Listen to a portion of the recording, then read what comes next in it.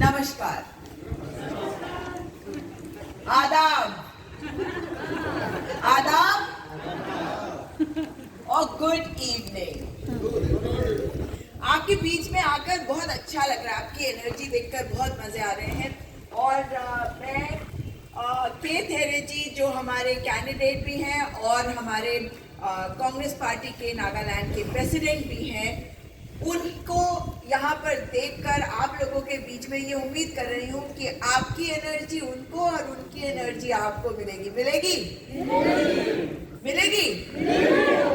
और वो एनर्जी जो है अब एक शक्ति बननी चाहिए, एक हिम्मत बन के दिखनी चाहिए, क्योंकि अब जरूरत है कि हम खड़े हो जाएं साथ और एकदम मुट्ठी बनाकर एक साथ आ जाएं और बता दें उन लोगों को जो माइनॉरिटी विरोधी हैं, जो डेवलपमेंट विरोधी हैं, जो हर तरीके से आगे बढ़ने में एक बाधा बनते हैं, रोड़ा अटकाते हैं, हर्डल बनते हैं, ऑब्स्टिकल बनते हैं, उसको पार करके जाना है। और आपको तो बहुत सारी चीजें पार करनी है। क्यों?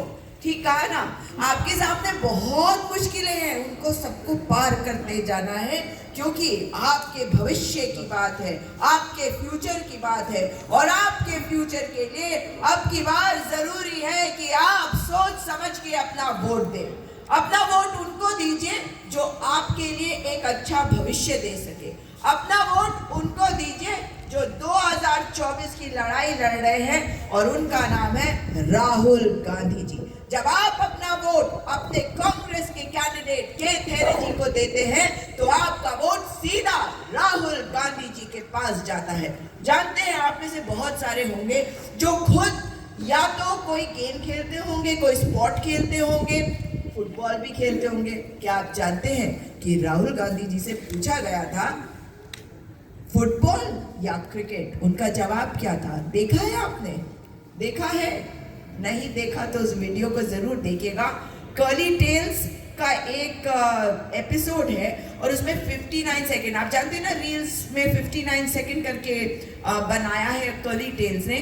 और जब पूछा तो उन्होंने क्या कहा? वही कहा जो हर घर में देखती हूँ मैं नागालैंड में, यानी कि फुटबॉल। जी हाँ, तो आपके नेता को फुटबॉल पसंद है, इसलिए वो आपके नेता तो और भी खास है। नागालैंड से एक अलग तरीके का रिश्ता भी है, क्योंकि उनके पिताजी स्वर्गीय राजीव गांधी जी एकमात्र ऐसे प्रधानमंत्री थे जो नागालैंड के ईस्टर्न पार्ट में एक रात गुजार कर गए थे। एकमात्र देश के ऐसे प्रधानमंत्री जिन्होंने वहां पर रात गुजारी थी। इसलिए जो दिल में है अब आपके, उसे लाना होगा बाहर, हिम्मत दिखानी होगी against all odds, because you will have a lot of odds and you have to fight those odds. You will have, of course, people telling you that things are going to be all right. No, Mr. So and so, the Mahamanav. You understand what Mahamanav is? Mahamanav, महान, मतलब मानवों में महान एक ही है बस हमारे यहाँ। जानते हैं ना कौन? जो पार्लियामेंट में खड़े होकर भी झूठ बोल लेते हैं। अब जानते हैं आज हमारे एक नेता को इन्होंने अरेस्ट कर दिया। जानते हैं क्यों? क्योंकि गलती से उनके मुंह से उनके नाम में कुछ गड़बड़ी हो गई थी। जब उन्होंने नाम लेना था, गलती से उन्होंने नरेंद्र दामोदर दास मोदी की जगह नरेंद्र गौतम दास मोदी या कुछ ऐसा बोल दिया था। अब इतनी हड़बड़ाहट क्यों? उन्होंने कहा कि मुझसे गलती हो गई। गलती हो गई अगर कोई कह दे तो बड़ी चीज है ना, माफी कोई मांग ले तो बड़ी चीज है या नहीं है? तो उन्होंने जानबूझ के नहीं किया। और हमारे प्रधानमंत्री महिलाओं को क्या बोलते हैं? 60 करोड़ की गर्लफ्रेंड, कांग्रेस की विधवा, जर्सी गाय, ये कांग्रेस की नेता को बोलते हैं। क्या किसी भी महिला को ये मंजूर है कि किसी और महिला को जो विधवा हो उसको ये बोला जाए, जो विडो हो उसे ऐसी बातें बोली जाए?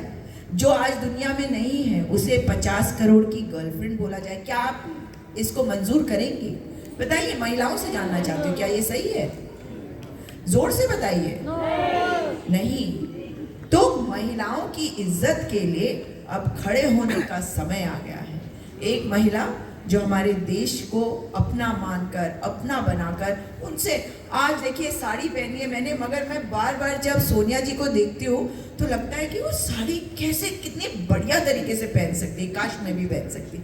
हम सब सोचते होंगे it's very difficult to wear a sari, everybody knows that, but उनको देखकर लगता है जैसे वो आपकी माँ भले ही ना वो राहुल जी की माँ है, लेकिन अपनी माँ लगती है। हम सबको अपने बड़ों की इज्जत करनी चाहिए। इसलिए अब ये समझना पड़ेगा कि वो जो झूठ बोलते हैं और जो आज एक हमारे नेता को इसलिए अरेस्ट कर देते हैं क्योंकि उनके मुंह से गलत बात निकल गई गलती से, ये तो जानबूझकर गलती करते हैं। मतलब अभी कुछ दिन पहले उन्होंने कहा आप अपने नाना का नाम क्यों नहीं लेते, आपको मालूम है? उन्होंने कहा आप नेहरू जी का नाम क्यों नहीं इस्तेमाल करते हो? मुझे बता दीजिए, मैं अपने नाना का नाम नहीं इस्तेमाल करती। I don't use my mother's father's name, right? I don't use my mother's name, I use my father's name, that's a culture. But मैं ये इसलिए कह रही हूँ क्योंकि आज पवन खेड़ा जी को प्लेन से उतार लिया गया। उसके बाद असम की पुलिस, और मैं इसलिए ये बात कर रही हूँ, असम की पुलिस ने उनको अरेस्ट भी कर लिया। हम डरते थोड़ी हैं, कर लो अरेस्ट, जितना करोगे अरेस्ट उतना करोगे गलती, और हम तो चाहते हैं कि तुम करो गलती ताकि लोगों के सामने आपकी सच्चाई आए।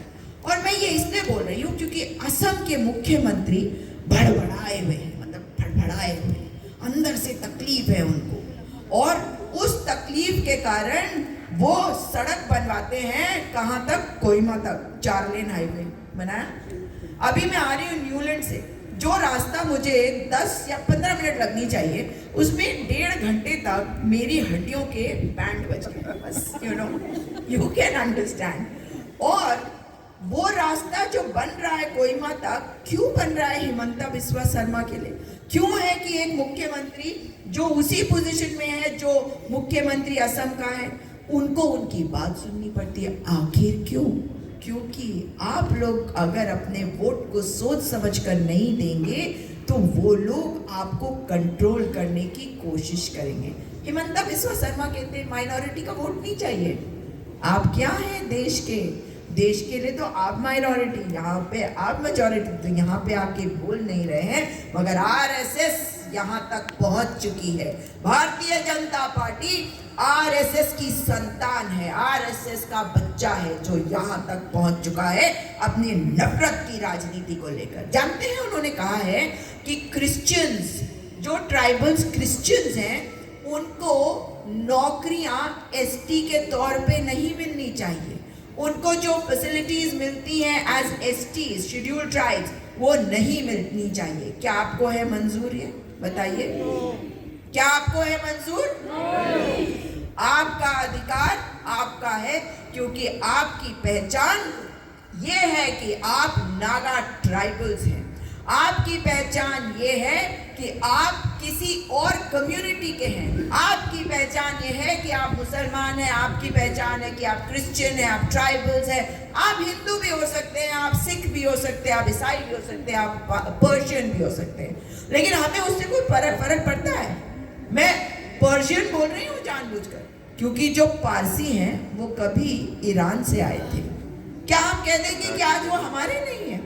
कैसा देश बना रहे हैं। इसलिए साथियों, अब की बार कोई भी दबाव आ जाए, कोई भी कुछ भी कह दे, ले लो, मगर वोट केवल वहां दो जो आपका हाथ थाम सके, और वो हाथ है कांग्रेस का, वो हाथ है सोनिया गांधी जी का, वो हाथ है राहुल गांधी जी का, वो हाथ है प्रियंका गांधी जी का, वो हाथ है मल्लिकार्जुन खड़गे जी का, वो हाथ है केथ हेरिल जी का, वो हाथ है कांग्रेस का, वो हाथ है आपका और मेरा। और आप और मैं परिवार हैं, हम सब केवल एक परिवार है, एक रेस है, and that is we are all human beings. So this time on the 27th of February, you have a tough fight that you have to fight. and it is a battle that you have to win.